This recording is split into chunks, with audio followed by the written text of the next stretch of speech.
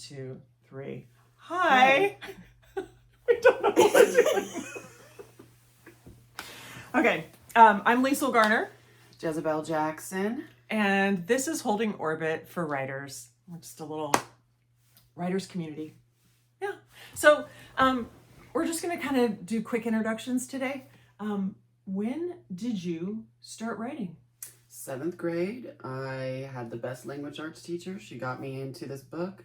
That book was my first novel I read through all the way, and it started my venture into my own deep writing, and that's where it started. It really just having the right woman in my life, the right matriarch, the right language arts teacher.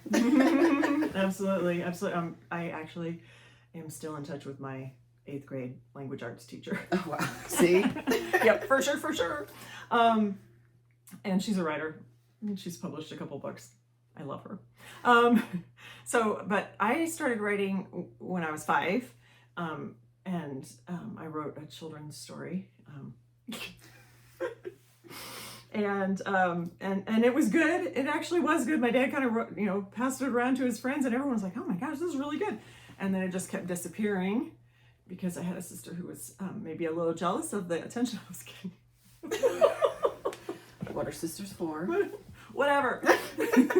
But then I wrote all the way through, and just kind of, that's when I started. Well, what would you say was your hard stop when it first hit that you had writer's block? Crushing blow. I had a crushing blow. I was at the point in my writing where I actually had a couple of my articles picked up by big blogs like Blog Her and things like that, and I was really happy with the blog that I was doing. I was sharing my poetry, I was sharing my life, and I had people that were commenting, and it felt really warm and loving. And then I had someone close to me say that her daughter wanted to have a blog, but she told her that only fat cat ladies had blogs. Stab to the heart. Yeah, I was. I don't think I've ever cried so hard. Well, I have probably, but yeah, it was pretty devastating. I didn't write for 2 years. Oh. What made you stop? What was your kind of hard stop? Well, right out of high school, I had to, get a job and start paying bills and get my own place, and that's where it stopped, and I had to focus in on, the outer world, and that was the hardest part was, not having writing, not having that outlet. It's like, that's our passion, we need it to keep going, but then we lose sight of it, and that's really where it stopped. Did you ever have any roommate or anything that was also a writer that encouraged you and kept you going? Not necessarily. I've always been a loner in it. Yeah, it's always been just me. I had my cousin for a while, but that was during high school, and then we did everything together, and then we kind of split up. That was another part of that was we stopped talking, and I lost my writing buddy. I had a great roommate in San Francisco. We lived in San Francisco, and she was a writer and I was a writer, and we had this little corner, like a triangular building. Like my closet was a corner.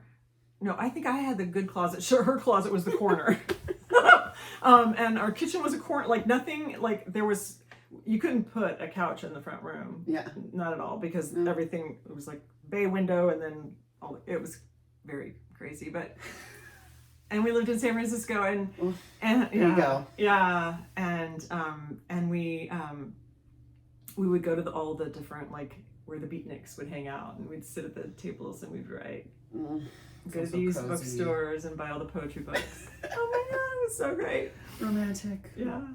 So what brought you back in to writing when you had to stop? Well, I went through the hardest time of my life, and that brought writing into the forefront. It brought poetry back. It was like a renaissance.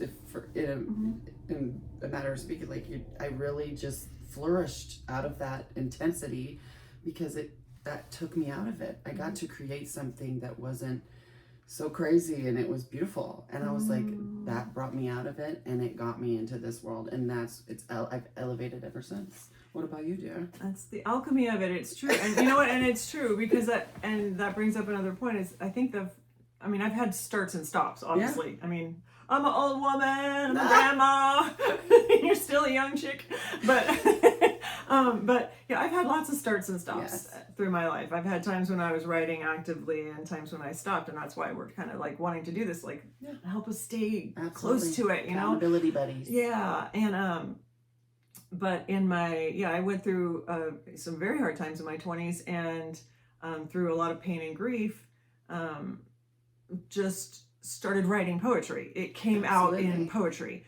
And it wasn't, and I was just talking to someone today. I was like, you know what? I don't believe in the idea of alchemizing our pain, like, you know, artists creating beauty out of pain. I don't believe that. I don't believe that. It's the same as saying, you know, what doesn't, you know, kill you makes you stronger, because that's baloney.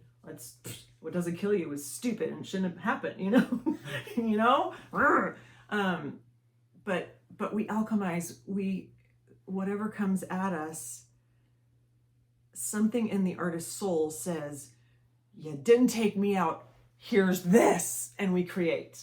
You know what I mean? So it's after, or it's during, it's through, it's how we get through the yuck. We create, we put something out there. And so during some of the hardest stuff that I was going through, it came out in poetry. It started coming out, and I was like, and I started sharing it, and that kind of was a big thing for me. Absolutely. Yeah. Well, what are you working on right at this moment, my dear? What kind of projects are you on? My project keeps changing its mind. It keeps changing its mind. Oh my gosh. It started, does yours change its mind? Does it stay in does it stay or does it like? It veers, and then something grows here, and I'm like, oh, well, now I need to take that on. And then it's like, okay, then I gotta cut that out if I want to take that on. So yeah, absolutely. So I started with, and it just changed again this weekend.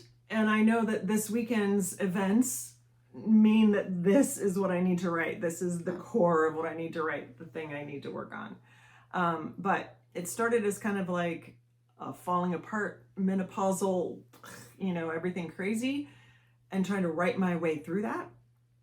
And then somehow it turned into a love story from a black sheep to her family, because as things were unraveling, I was seeing things that I had seen from the wrong point of view my whole life. I was like, oh, you know, like they're more precious than I thought they were. You know what I mean? Like, so it started turning into that, and then it ended up being like a 6-book series, and then just this weekend there was this thing with my mom, and I realized the most important thing that I need to be writing right now, and the thing that I will be accountable for, the thing that I'm planting my flag in concrete over, is I need to unravel the mom thing. We're so much alike that we butt heads, and she's irritated me my whole life. Yeah.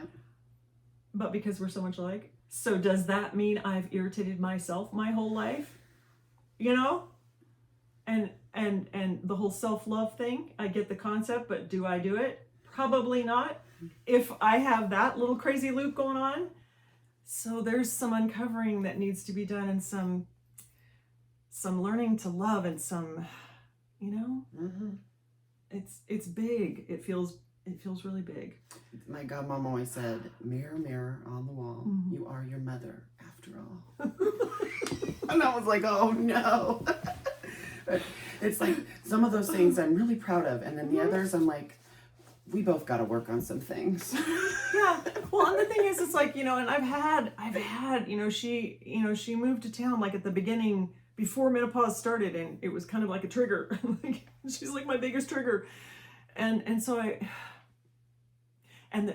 through, you know, in the last few years, you know, I've had lots of different times when I've felt like, oh, okay, I feel a lot more tenderness towards her. I have a lot more grace towards her. I'm understanding things more. but there's still like this underlying current that I have to dig into. And you know what? She was put here for a reason. She was put here for a reason. I get to learn to love that woman and love myself through the process. That's what I'm working on. That's beautiful. It's really beautiful. It's a little scary. It's a little overwhelming. I love it. It's intense. It's kind of daunting, yeah. Moms are intense. Yeah. It's like a mom. It's like, yeah.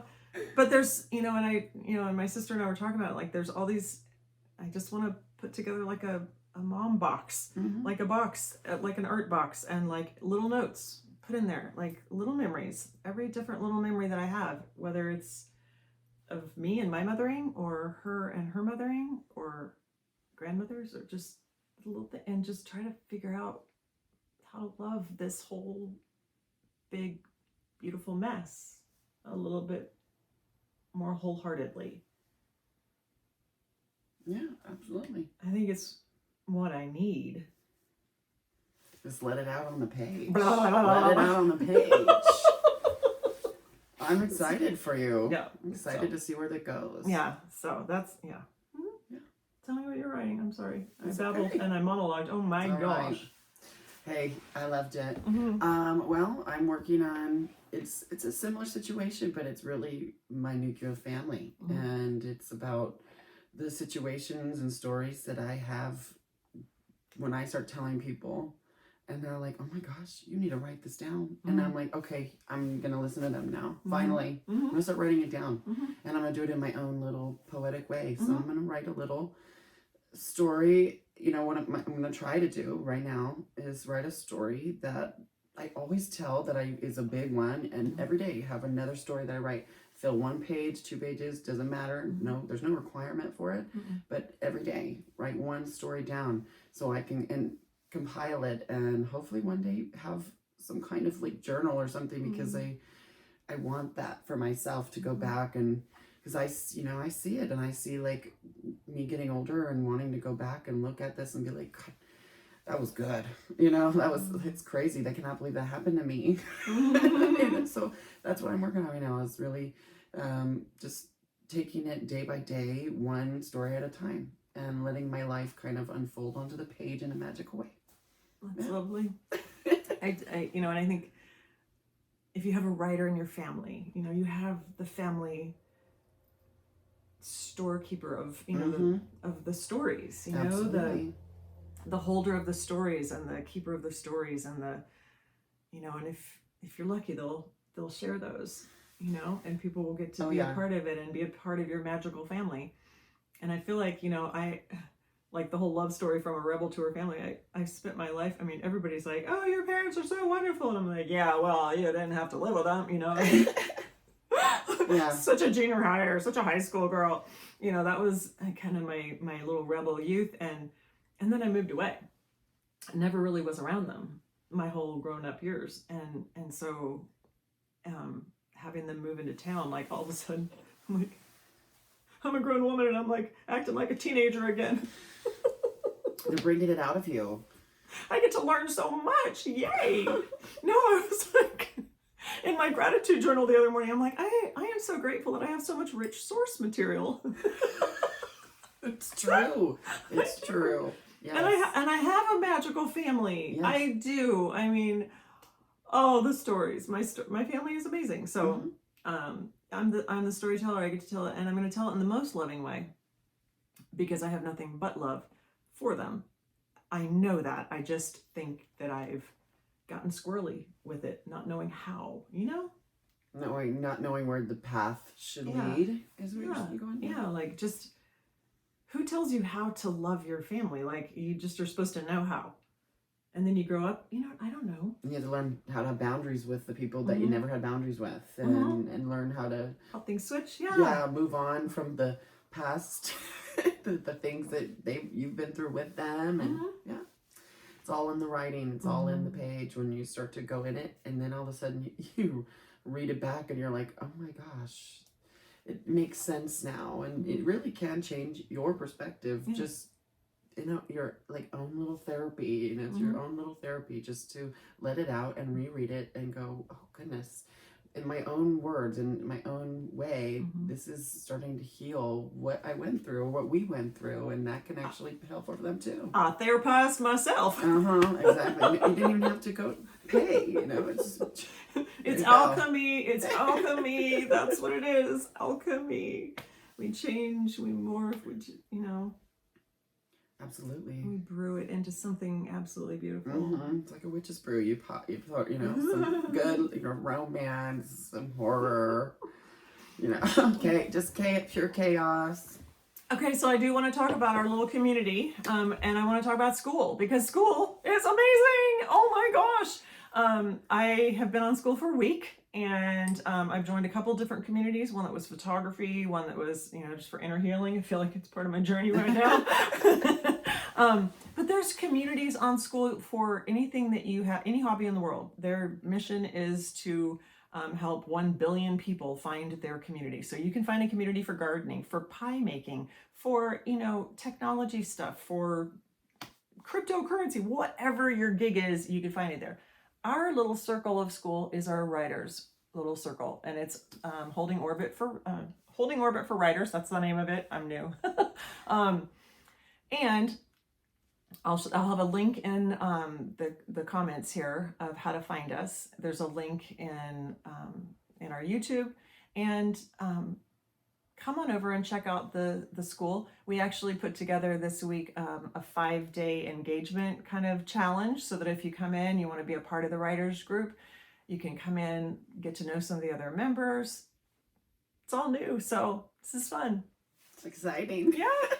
Come join us. Yes. All right. Thanks so much. Thank you. We'll see you next week.